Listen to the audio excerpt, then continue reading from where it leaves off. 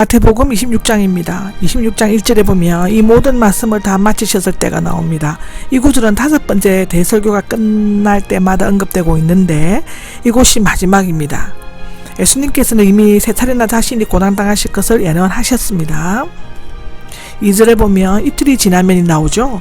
이 말씀은 고단 주간의 화요일에 하신 것이며 이날 밤부터 이틀이 지나면 유월절이 되고 그날 밤 유월절 식사를 마친 후 밤에 잡히시고 이튿날 금요일에 재판을 받으신 후 십자가에 못 박히시게 됩니다. 예수님께서 자신을 팔린 이 시기를 정확히 예고하신 것은 자신이 주권적으로 자발적으로 십자가의 죽음을 선택하신 것임을 보여주고 계시고 있습니다. 3절에 대제사장들과 백성의 장로들이 나와 있죠. 유대인들의 최고 법정인 예루살렘의 사내들인 공의회를 가리키고 있습니다. 4번에는 율법학자들 또는 바리새인들이라고 되어 있습니다.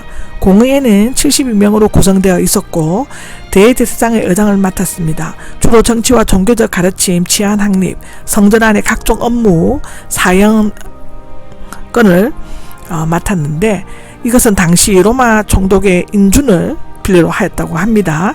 요한복음 18장 32절에 기록되어 있습니다. 그때 대제사장은 가야바였는데 대제사장 안나스의 사위였고 은퇴를 했지만 대제사장으로 불렸습니다. 예수님을 처형하는 데 있어서 유대인 측의 최고 책임자였습니다. 원래 대제사장은 세습종신직이었지만 이때에는 로마에서 임명되었습니다. 사도행전 4장 6절에 의하면 대제사장이 4명이었다고 기록되어져 있습니다. 대제사장의 집들에는 예루살렘 북쪽이나 북서쪽에 있는 장소인데 이날 모임은 비공식적으로 급히 모인 회의였는 것 같습니다. 공식 모임은 공중뜰 남쪽에 있는 다듬은 돌로 건축된 공회당에서 모였는데 그들은 2가지 계획을 결정하였습니다. 4절에 보면 교모하게가 있습니다.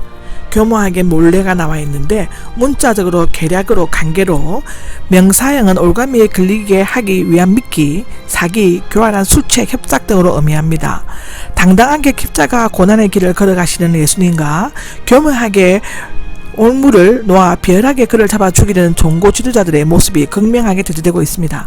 이때 그들은 마땅히 메시아를 영접하고 대대적으로 환영하기 위한 준비 계획을 세웠어야만 했는데 붙잡아 죽이려는 업무를 꾸몄습니다. 문자적으로는 붙잡아 들이기 위한 회의를 열었다고 계략을 짰다라고 되어 있는데 부정과 직설법 중간태는 그들의 업무가 매우 다급하고 긴장되게 진행되었음을 나타내 보여줍니다.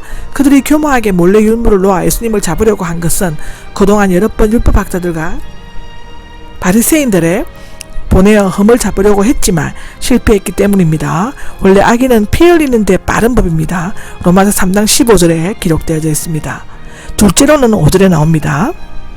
입니다. 명절 기간에는 하지 말자는 것이었습니다. 6월절에는 수많은 무리들이 예루살렘에 모여들었는데 요세푸스에 의하면 약 250만 명, 6월절 희생양은 약 25만 6천 마리였다고 합니다. 그들 중에서 예수님을 메시아로 믿는 사람들이 많이 있었을 것이므로 이때 그를 죽이면 틀림없이 큰 폭동이 일어나게 될 것이라고 생각해서 실제로 팔레스타인에서는 크고 작은 폭동이 일어났었고 그때마다 로마 총독은 십자가형을 비롯하여 엄중하게 처벌하였습니다.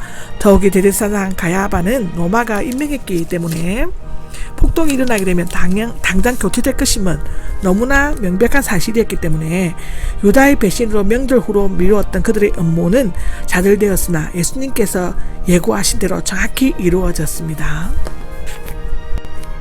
26장 6절입니다. 베다니에 있는 나병 환자 시몬이 나옵니다. 시몬은 한때 나병을 앓았으나 예수님께서 고쳐주셔서 이제는 완전히 나았던 것 같습니다.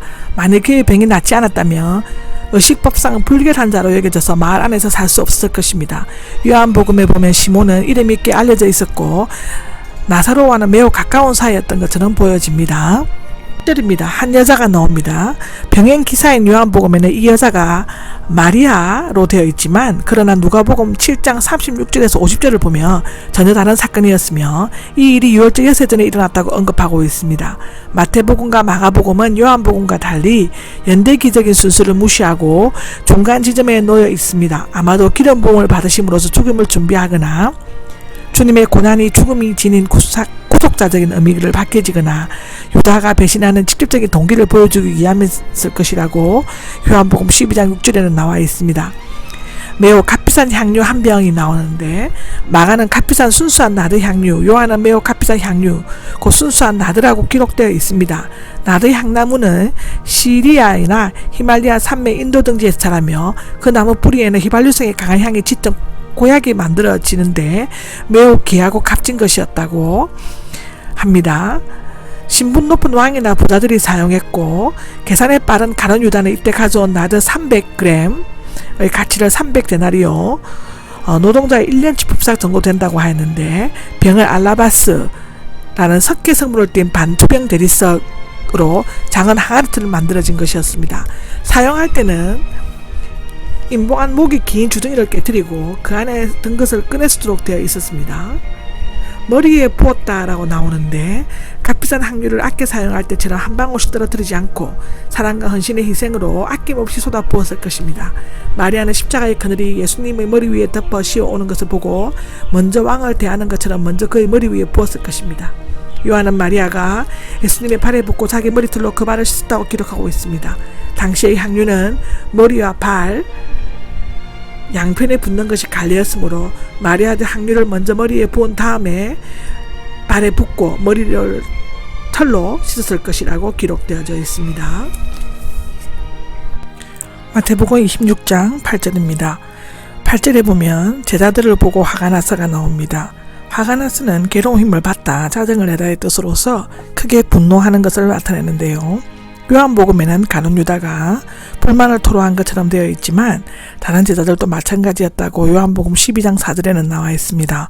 그들은 3년 동안 예수님을 따라다녔지만 십자가의 대속적인 죽음의 의미와 희생적인 헌신의 가치에 대해서 무지하였고 단지 명예와 물질만을 생각하고 따라다녔습니다.